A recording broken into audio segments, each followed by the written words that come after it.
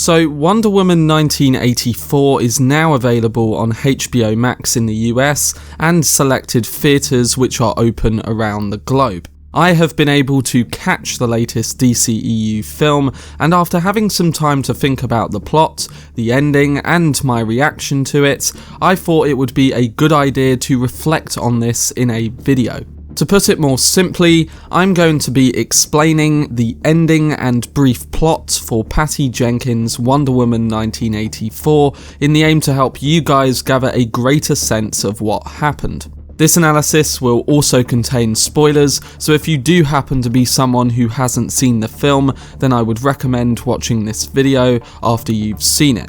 If you want to see more videos on future DCEU projects, including Zack Snyder's cut of Justice League, then don't forget to subscribe to the channel and turn on your notifications. Also, if you enjoy this video, remember to give it a like rating. But without further ado, let's dive into the ending and plot of Wonder Woman 1984 explained. In brief, the plot of Wonder Woman 1984 revolves around Diana Prince, played by Gal Gadot, chasing after the mysterious Dreamstone, an ancient artifact that grants anyone who holds it one wish, but at the price of the thing they hold most dear. Diana, who wished she had more time with her deceased lover, Steve Trevor, got him back, albeit possessing the body of another man at the cost of her superpowers, while bookish scientist Barbara Minerva, played by Kristen Wiig, wished to be more like Diana, gaining super strength and confidence but losing her humanity. And then there's Pedro Pascal's wannabe billionaire Maxwell Lord, who does something altogether different. Instead of making just one wish, he wishes to become the Dreamstone, gaining the ability to grant wishes when touching someone at the cost of his health. Following this, Max grants the wishes of anyone and everyone he meets, then picks what precious commodity to take from them. Ingeniously, this allows him to acquire the wealth and influence of those around him, right up to the President of the United States, but the quest to take more and more drives him to more extreme actions. As this continues, the world is thrown into anarchy. Max's acquisition of oil sends the market into chaos, various countries become unstable and declare war on one another after he returns his ancestral lands to an oil tycoon, and general riots break out around the world. But what I found the most compelling was the way this story built up emotionally in its conclusion, which was able to touch all of the main characters, including Diana. During the events of the film's ending, Max is desperate to touch more people and grant their wishes to gain more power and restore his ailing health, and learns of a secret US program to take over the airwaves of any TV station around the world, intended to broadcast messages during war campaigns to the local population. Meanwhile, Diana and Steve have learned from a Mayan expert that the Dreamstone was responsible for the collapse of multiple civilizations across history, and that the only way to stop this from happening again is to destroy it, for example kill Max, or have everyone renounce their wishes, which would include Diana and Barbara banishing Steve back to death and turning Barbara back to her old self. But back at the White House, after taking the power and authority of the US president in return for giving him a massive new concentration of nuclear weapons, Max has himself taken to the site of the special broadcast, escaping Diana with the help of Barbara, who is desperate to maintain her newfound strength. She batters Wonder Woman at the White House and escapes with Maxwell Lord, before we get to some of the film's rare but most important emotional events. En route to the broadcast, Max offers to grant Barbara a new wish, despite her having already had one from the original Dreamstone. It's possible that Max's status as a new Dreamstone reset the count somewhat, and Barbara opts to become an apex predator, even more powerful and animalistic than she is now. While this happens, we come back to Washington DC, where Steve Trevor opts to incite that Diana let him go, restoring her abilities for the final battle. "I'll never love again," she tells him. "I'll pray that isn't true," he replies, shortly before Diana strides away, renouncing her wish and then flinging herself into the sky to fly to the world's rescue.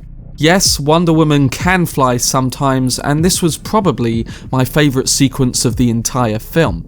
Hans Zimmer chose to use segments of John Murphy's Sunshine music to really capture this powerful moment, and it resembles to Man of Steel when Clark first learns to fly. But as we see throughout the film, Wonder Woman has been storing away a Golden Eagle suit, that is an ancient Amazonian armour that could hold the strength of an entire army. She finally grabs this suit and makes her way to the final confrontation. Beginning his broadcast, Max begins to grant the wish of every person on Earth, causing even more disruption and chaos, and beknownst to him putting his young son in danger, and taking people's health, power and life force to restore himself. Outside, Diana has a battle and eventually defeats Cheetah, which is the evolved Barbara, before rushing in to see Max engulfed in the power of the Dreamstone. "Don't you have enough?" she asks him. "Why not more?" he replies. "You can have it all, you just have to want it." Diana tells him that no, you can't have it all, you can only have the truth, which is a running theme in the film that relates back to the opening flashback of Diana as a child wanting to cheat out the competition. At this point, she uses her lasso of truth to broadcast to the entire world the truth of what was happening after attaching it to Max. In this moment, we also see Max's backstory as he relives it, as he soon realises his own truth, which is that his son is in danger. "Save him, Max," Diana says, and so Max, like everyone else in the world, renounces their wish, returning things to normal and ending the danger. While we don't see it, this presumably also includes Barbara or Cheetah, who is last seen in animal form before vanishing from the movie to parts unknown. In the film's closing moments, Max runs to reunite with his son, who reveals that he'd wished his dad would come and get him. As he'd already made a wish earlier in the film, this wouldn't have worked, but Max decides to tell him something important. "You don't ever have to make a wish to make me love you," he says.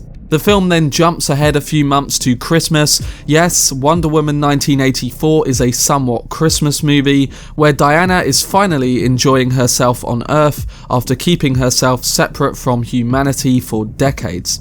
And who should she meet among the festivities than the engineer whose body Steve had possessed, wearing the rather snazzy outfit Diana had tried to make Steve wear earlier in the movie. Together, the pair note all the joy and happiness there is to be found in the world before enjoying the sight of a shooting star. Now, there is a lot to chew on throughout Wonder Woman 1984's very long runtime, but at one point in the film, we learn the origin of Diana's Golden Eagle armour, and that it once belonged to the legendary Amazon warrior named Asteria, who stayed behind to fight the armies of men so that her sisters could escape to Themyscira. Diana mentions that she has tried to find Asteria since she arrived in our world, but so far hasn't had any luck. It's presumed that Asteria is lost to history. This is until a mid-credit scene where we see a mysterious robed figure avert disaster in a crowded marketplace. When she turns to the camera, we learn it's not just Asteria, but a beloved figure in DC and pop culture history, and one who also could have implications for the DCEU down the line. It turns out to be Linda Carter, who shows up as a legendary Amazon warrior and the original owner of the Golden Eagle armour, who stayed behind while under attack by the armies of men so the rest of the Amazons could make their escape to Themyscira. Carter, of course, is one of the most important actors to play a superhero on screen, having played Diana Prince across 3 successful and influential seasons of the Wonder Woman TV series between 1976 and 1979. While she wasn't the first to portray Wonder Woman in live action, Carter's performance remains iconic for generations of fans, and giving her a small but important role here is a wonderful tribute both to her and the history of Wonder Woman on screen. There's a lot of tie-ins to the name Asteria in DC's continuity, and it's also a big part of Greek mythology. It's unknown at this point whether she will become a character in the third film or other DCEU projects, but right now, if I had to guess, this is mainly just a nice nod to the old Wonder Woman. We'll have to see, but either way, it came across as a nice honour to Linda Carter and the legacy of the character. But that was my video explaining the plot and ending for Wonder Woman 1984. I must say I was a little disappointed with this sequel when looking at how much I enjoyed the first film, as it felt like the plot and the development of Diana as a character was not as strong as the original. I don't think this is a bad film, nor one that deserves to be overly critiqued as it has over the last few days, but I can understand the disappointment from fans.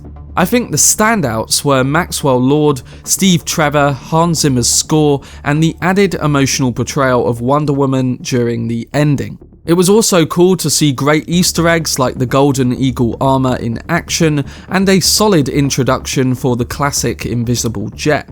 But the central plotline just needed more concentration and less jumping around.